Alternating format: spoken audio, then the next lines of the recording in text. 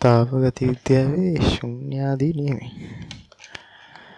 ශුන්‍යාදී නියමය. ශුන්‍යාදී නියමය කියන්නේ ශුන්‍ය කියන්නේ බිඳුවයි. එතකොට බිඳුවයි බිඳුවෙන් නියමය.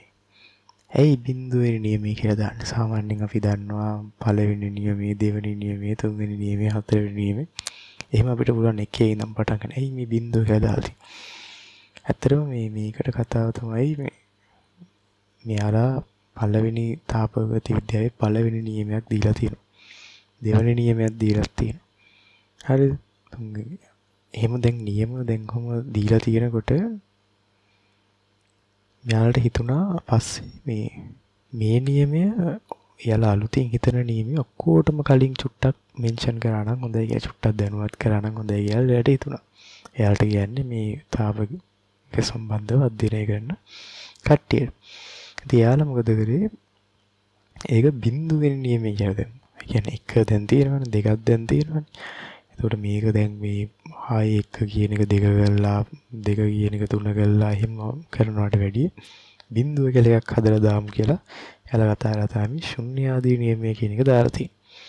එතකොට තාපගති විද්‍යාව කියලා කියන්නේ අපි මේ තාපයේ පාඩමේ කතා කරන අවසාන හරිය කතා කරන පාඩම් කැලලක්. එතකොට ඇයි තාපගති විද්‍යාවේ ශුන්‍යාදී නියමය උෂ්ණත්ව මිතිය හරිය උගන්වන්නේ? මේක හොඳ ප්‍රශ්නයක්. ඒතර අපි මේ ප්‍රශ්නෙට උත්තරේ හිමිට හොයාගමු. එතකොට අපි දැන් මොකක්ද ඉස්සෙල්ලා මේ තාපගති විද්‍යාවේ ශුන්‍යාදී නියමය කියන්නේ කියලා පොඩ්ඩක් කල්පනා කරලා බලන්න. තාපගති විද්‍යාවේ ශුන්‍යාදී නියමය කියලා කියන්නේ තාපගති විද්‍යාවේ ශුන්‍යාදී නියමය කියලා කියන්නේ මෙන්න මේක. හරි. අපි තුමු වස්තු තුනක් තියනවා කියලා. A කියන වස්තුවයි, B කියන වස්තුවයි, C කියන වස්තුවයි. එතකොට මේ තාපගති විද්‍යාවේ ශුන්‍යාදී නියමෙන් කියනවා මේ A කියන වස්තුව C කියන වස්තුවත් එක්ක අන්‍යෝන්‍ය ලෙස තාප සමතුලිතතාවයේ ඉන්නවා නම් හරි. B කියන වස්තුවත් C කියන වස්තුවත් එක්ක අන්‍යෝන්‍ය විදිහට තාප සමතුලිතතාවයේ ඉන්නවා නම් A සහ B කියන වස්තු දෙකත් අන්‍යෝන්‍ය ලෙස තාප සමතුලිතතාවයේ පවතිනවාය කියන එක. ඒ කියන්නේ A සහ B කියන එක ස්පර්ශ වෙලා නැති වෙන්න පුළුවන්. A C එක්ක තාප සමතුලිතතාවයේ ඉන්නවා නම් B C එක්ක තාප සමතුලිතතාවයේ ඉන්නවා නම් A B දෙන්න එකට ටච් කරොත් එහෙම මේ දෙන්නත් තාප සමතුලිතතාවයේ ඉන්නවා කියන එක තමයි මේකෙන් කියන්නේ. ඒතර දැන් මේ තාපයේ දෙන තාප සමතුලිතතාවයේ ඉන්නවා කියන එක අපිට කොහොමද වැදගත් වෙන්නේ? දැන් මෙහෙමයි. අපි මේ කතා කරන්න ගියාල උෂ්ණත්ව මිතියනේ. උෂ්ණත්ව මිතිය කියන්නේ මැනීම උෂ්ණත්වය. මැනීම තමයි උෂ්ණත්ව මිතිය කියන්නේ. හරිද? එතකොට උෂ්ණත්වයේ මැනීම කියන එක උෂ්ණත්ව මිතිය නම් අපිට උෂ්ණත්වයේ මයින්කොට මේක කොහොමද වැදගත් වෙන්නේ? අපි දන්නවා තාපගති විද්‍යාවේ තියෙන එක මේන් දෙයක් තමයි තාප සමතුලිතතාවයේ ඉන්නවා නම් ඒ දෙන්නගේ උෂ්ණත්ව සමානයි කියන එක. අපි උදාහරණයක් විදිහට අපි අරන් හිතුවොත් එහෙම මේ දැන් මේ කියන්නේ ඇයි මේක උෂ්ණත්ව මිතිය කියලා උගන්වන්නේ කියලා. තාපගති විද්‍යාවේ ශුන්‍යාදී නියමය. ඒ කියන්නේ මේ වගේ අපිට උෂ්ණත්වයේ මයින්නනේ යන්නේ අපි සාමාන්‍යයෙන් උෂ්ණත්වයේ මයින්නේ ගොඩක් වෙලාවට උෂ්ණත්ව මානය කියන්නේ සාමාන්‍යයෙන් දන්නවනේ. එතකොට මේ උෂ්ණත්ව මානයක් කරගෙන අපි දැන් භාජන දෙකක් තියෙනවා A සහ B කියලා. C කියන්නේ උෂ්ණත්ව මානය කියලා ගත්තොත් එහෙම අපි උෂ්ණත්ව මානය A කියන භාජනයට දාලා උෂ්ණත්වයේ මයින්න. අද අපි උෂ්ණත්වය කියලා මයින්නේ මොකද්ද උෂ්ණත්ව මානකින් කියලා අපි කතා කරොත් එහෙම අපි උෂ්ණත්වය විදිහට කියලා මනින්නේ A සහ C අතර ඇති තාප සමතුලිතතාවය පිළිබඳ තොරතුරක්. පොඩි විස්තරයක්. ඒක තමයි අපි මේ උෂ්ණත්ව මානයකින් මයින්නේ. මොකක්ද මේ තොරතුර කොහොමද ඒක තොරතුරක් වෙන්නේ කියන එක සම්බන්ධයෙන් කතා කරනවා නම් දැන් අපි හිතන්නකෝ උෂ්ණත්ව මානය දානවා කියලා ඒ කියන වාදනයේට.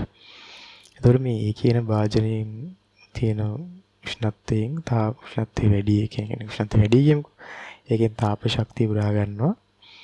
C කියන උෂ්ණත්ව මානය ඊට පස්සේ උෂ්ණත්ව මානයයි උෂ්ණත්ව මානයේ තියෙන ද්‍රවයයි මේ A කියන වාදනයේ තියෙන ද්‍රවයයි දෙක තාප සමතුලිතතාවයකට පත් වෙනවා.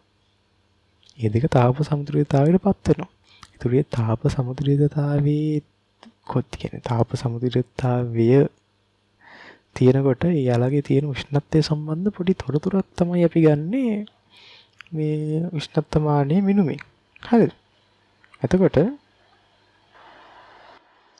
දැන් අපි කල්පනා කරොත් එහෙම අපිට මොකක්ද මේකේ තියෙන වැදගත්කම කියලා අපි දැන් ඒ දෙක තාප සමතුලිතතාවයේ තියෙනවා. ඒ කියන්නේ A කියන එකයි C කියන උෂ්ණත්වමානය ඇතුළේ තියෙන ද්‍රවයයි තාප සමතුලිතතාවයේ තියෙනවා.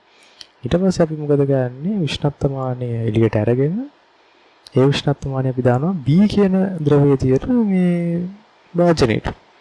B කියන ද්‍රවයේ තියෙන භාජනයට අපි ඒ උෂ්ණත්වමානය දැම්මට පස්සේ අපි ඒකෙන් මයිනා දැන් B කියන උෂ්ණත්වමානයට C කියන උෂ්ණත්වමානය දාලා ඊට පස්සේ B කියන ද්‍රවයේ තිබ්බ කියන්නේ B කියන ද්‍රවය සහ C කියන උෂ්ණත්වමානය ඇතුළේ තියෙන ද්‍රවය තාප සමතුලිතතාවයකට පත් වෙනකන් ඉඳලා අපි ඒ තොරතුරත් ගන්නවා.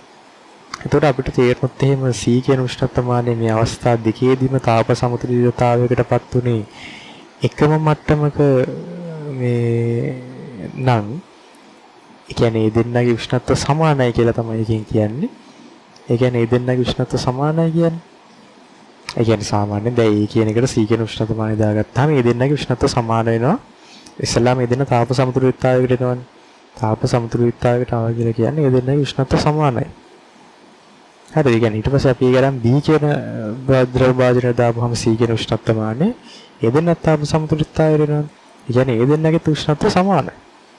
එතකොට අපි මේ දෙකේම C කියන උෂ්ණත්වමානයේ අවස්ථා දෙකේදීම C කියන උෂ්ණත්වමානයෙන් මේ දෙන්නගේ තාප සමතුලිතතාවයේදී උෂ්ණත්ව පිළිබඳ විමක් පයින්නවනේ. මේ දෙක සමානයි. එහෙම වුණොත් එහෙම අපිට කියන්න පුළුවන් A කියන භාජනයේයි B කියන භාජනයේ උෂ්ණත්ව දෙක සමානයි කියලා. ඇයි? ඒ කියන්නේ මේ දෙක තාප සමතුලිතතාවයේ ඉන්නවා. ඒ කියන්නේ ඒ දෙක උෂ්ණත්ව සමානයි කියන්නේ ඒ දෙන්න තාප සමතුලිතතාවයේ ඉන්නවා. අනිත් පැත්තට ගියොත් ඒ දෙන්න තාප සමතුලිතතාවයේ ඉන්නවා කියන්නේ අර ශුන්‍යාදී නියමයෙන් ගන්න පුළුවන් ඒක තමයි. A C එක්කත් එහෙමයි B C එක්කත් එහෙමයි. එහෙනම් අනිවාර්යෙන් A B කියන දෙන්න තාපජ සමතුලිතතාවයක ඉන්නවා. තාප සමතුලිතතාවයක ඉන්නවා. ඒ කියන්නේ මේ දෙන්නගේ උෂ්ණත්ව සමානයි. මෙන්න මේ concept එක කියන්න තමයි. කියන්නේ මෙන්න මේ කරුණ ගන්න තමයි උෂ්ණත්ව මිතිය පාඩමේදී මේ තාපගත විද්‍යාවේ තියෙන ශුන්‍යාදී නියමයක් උගන්වන්නේ.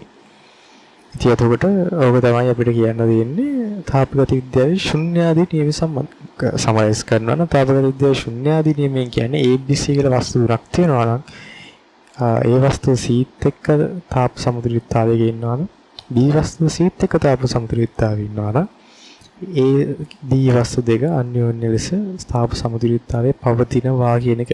තාප සමතුලිතතාවයේ පවතිනවා නම් එයාලා උෂ්ණත්වයත් සමානයි. ඒක තමයි අපිට එකෙන් ගන්න තියෙන්නේ. ඒකට ඒක තමයි තාපගත විද්‍යාවේ ශුන්‍යාදී නියමය.